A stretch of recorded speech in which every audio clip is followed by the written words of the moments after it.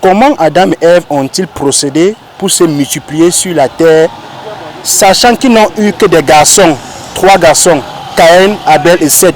Comment ont-ils fait pour que nous soyons 7 milliards aujourd'hui?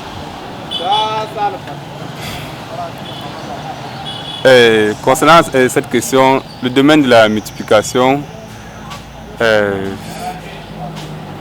comme nous aujourd'hui on se multiplie, je me dis que c'est comme ça qu'ils ont eu à faire pour que nous soyons aujourd'hui à plus de 7 millions d'habitants. Donc je me dis que c'est comme ça qu'ils ont aussi procédé, Adam et Ève. Ok, je t'explique encore bien. Ils sont 2 êtres, les seuls êtres sur la terre, ils sont 2, l'homme et la femme. Ils accouchent 3 garçons, ils ont eu seulement 3 fils. La suite était quoi?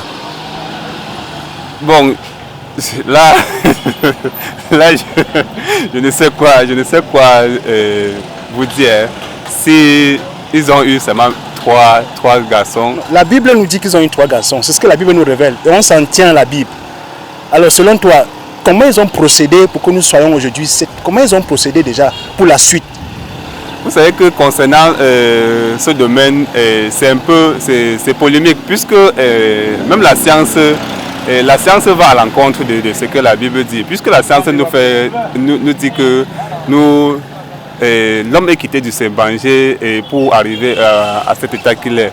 Donc finalement, on ne sait pas si c'est de la multiplication d'Adam que nous sommes aujourd'hui assez nombreux comme ça, ou c'est de l'évolution du Saint-Banger jusqu'à ce que nous avons rempli cette terre comme ça. Donc concernant cette question, c'est souvent un peu polémique, puisque la science nous montre son domaine, la religion nous montre son domaine. On ne sait pas vraiment. On croit aussi seulement en Dieu, on croit que c'est... Mais toi, tu crois en quoi? Moi, je crois en Dieu. En la Bible? Oui. Alors, donc tu crois que de 2 personnes, nous sommes devenus 7 milliards aujourd'hui? Oui, je crois en cela. Est-ce que tu peux alors nous expliquer un peu brièvement comment, selon toi, dans ta pensée, comment ils ont procédé? Là,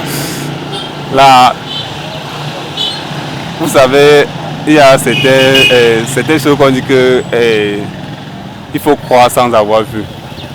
Donc moi je crois, même comme je ne connais pas vraiment comment on a fait pour être assez nombreux aujourd'hui, étant donné qu'ils ont eu 3 garçons seulement. Donc moi je crois sans avoir vu. Comment Adam et Ève ont-ils procédé pour se multiplier sur la terre, sachant qu'ils n'ont eu que 3 garçons, Abel, Caïn et Seth? Bon, là, c'est difficile parce que il n'y a que Dieu seul qui peut savoir ce qui s'est passé. Si c'est réel, que c'est les dieux là qui ont fondé vraiment le monde. Il n'y a que lui seul qui peut vraiment savoir. Parce que génétiquement, ça ne s'explique pas. Nous qui avions fait un peu l'école, ça ne s'explique pas génétiquement. Nous connaissons déjà que toi et ton fils et ta soeur, vous ne pouvez pas faire des croisements. Et pour une génération, à la longue, il y aura des répercussions négatives. Hein? Donc, il n'y a que Dieu seul qui connaît ces secrets-là. Tout revient à Dieu à ce niveau-là. Ça, nous les humains, la science ne peut rien expliquer. Je dirais même que la science rejette carrément cette thèse-là.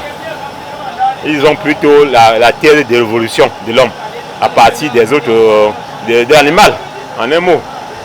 Okay.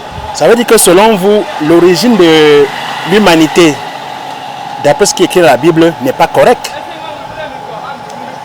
Bon, je ne partage pas totalement l'idée biblique à ce niveau-là. Et je ne dis pas que c'est faux. Parce que, étant croyant en Jésus-Christ, je préfère me réserver et laisser le secret de Dieu que de me prononcer sur ce que je ne connais pas. Parce que c'est Dieu ce qui connaît comment il a fait pour avoir une multitude d'hommes, une multitude de couleurs, blanc, noir, tout et tout et tout et tout et tout. Comment Adam et Ève ont-ils procédé pour se multiplier sur la terre, sachant qu'ils n'ont eu que des garçons, Caïn, Abel et Seth? Je vous ai bien dit que il y a beaucoup de noms dits dans la Bible. On a dit que Adam et Ève étaient les premières personnes que Dieu a créées. Mais est-ce que Dieu a seulement créé Adam et Ève? C'est la question qu'il faut donc se poser. Parce que Abel était marié, Caïn était marié. Est-ce qu'ils ont épousé leur sœur? Vu qu'ils n'ont même eu que 2 enfants, Caïn et Abel. Voilà, non, c'est quand l'autre meurt qu'ils conçoivent un troisième. Voilà, donc sinon, il devait se limiter à 2. C'est parce que l'autre décidait que Adam et Ève ont décidé de faire un troisième enfant. Et moi, je dis que les 2 premiers étaient mariés. Ils étaient mariés à leur sœur. Donc, disons que Adam et Ève étaient donc les 2 premières personnes à être créées. Mais sauf la Bible ne dit pas qu'il y a eu d'autres personnes qui ont été créées après. Voilà. Donc, ils n'ont pas fait de l'inceste. Il a créé d'autres personnes. C'est de ces personnes-là que Adam et Ève ont pris les femmes. Donc, moi, je vous ai dit qu'il y a beaucoup de non-dits dans la Bible. Donc, selon vous, la Bible ne dit pas toute la vérité sur l'histoire de l'humanité? Non. Selon moi, la Bible ne dit pas tout. Moi, je vous ai dit, je vous prends seulement l'exemple sur les premiers hommes à être créés. La Bible parle d'Adam et Ève. Mais pourquoi ne parle-t-il pas des autres personnes? Des autres, parce que ce sont, on a dit deux êtres, les 2 êtres qu'on a créés. Mais Dieu a créé d'autres êtres après ça, que la Bible n'en parle pas. Donc, pour dire que Adam et Ève font l'histoire et les autres pas. Là, il n'y a qu'Adam et Ève qui font l'histoire, et les autres pas. Mais à ma connaissance, moi je trouve que Abel et Caïn étant mariés n'avaient pas épousé leur sœur, puisqu'on ne parle que de 3 garçons que Adam et Ève avaient procréé. Alors donc, moi j'aimerais vous dire que le livre du blanc reste le livre du blanc. La Bible, c'est la Bible ne nous dit pas tout. Bien que le blanc a voulu faire croire à l'homme noir que ce qu'ils disent là. Parce que quand vous dites que la suprématie, donc pour montrer le suprématie sur d'autres races, il nous impose la Bible et nous dit que vous avez marché selon cette Bible-là. Bon. Ceux qui ont gardé leur tradition ont gardé. Les Indiens ont leur tradition, c'est des traditions qui le font depuis la création de ce monde. Ça n'a jamais dérangé personne. Ça ne veut pas dire qu'il n'y a pas aussi le christianisme là-bas. Donc moi je suis en train de vous dire, donc, vous avez dit que la Bible, il y a beaucoup de non-dits dans la Bible, beaucoup de non-dits. Donc selon vous, l'Africain devrait abandonner la Bible, en fait, tous les enseignements religieux que les Blancs nous ont imposés et retourner à sa source ancestrale? Non, mais d'autres, même après l'avoir embrassé, sont toujours restés sont toujours restés fidèles à leurs ancêtres. Comment ils font selon vous, puisque la chrétienté est carrément opposée à nos traditions? C'est donc où le bas blesse. Moi je vous ai bien dit que le blanc croit toujours que c'est ce qu'il fait qui est bien et que les autres ce qu'ils font c'est le mal. Bon, mais vous voyez que tellement même ils ont créé des libertés qui sont ivres de liberté. Aujourd'hui la Bible même qu'ils ont écrit n'avait jamais prescrit le mariage entre 2 sexes. Donc mais à présent on est en train de voir. Ils font de la pédophilie. Ils font même de la zoophilie. Une zoophilie qui est reconnue. On voit même les prêtres des blancs célébrer les mariages homosexuels. Et des blancs célébrer même les mariages entre hommes et animaux. C'est une femme qui a épousé son chien. Est-ce que c'est prévu dans la Bible? Donc c'est pour vous dire que ceux qui croient à la Bible peuvent donc croire.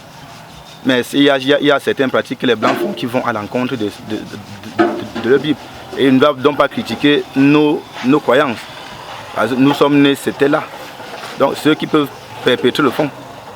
Bon, mais ceux qui vont donc laisser croire aux blancs, c'est tant mieux pour eux. Bon, vous parlez de mariage, de zoophilie et d'homosexualité. Est-ce que ce n'est pas le moment pour nous, Africains, de se poser des vraies questions?